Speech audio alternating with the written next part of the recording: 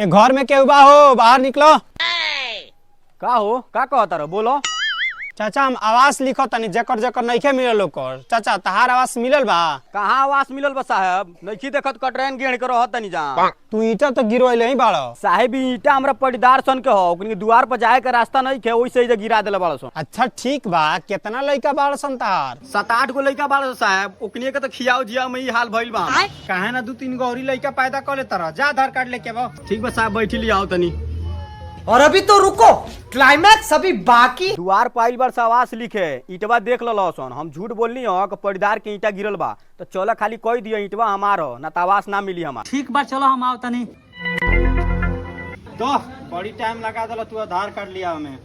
लेकिन ये साला कर क्या रहा है यहाँ पे? का हो, ई का लिखा था? देखी साहब आ गेलन हमार पटीदार, इनकरे ईटवा है ये गिरवले बाड़। कौन इटवा हो? बताओ साहब से कि हमरे ईटवा है, हम ही गिरवले बन इनकरा द्वार पर। देखी साहब, हम साफ साफ बात बताओ तनी।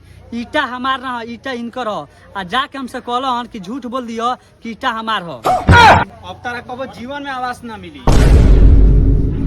बाप रे।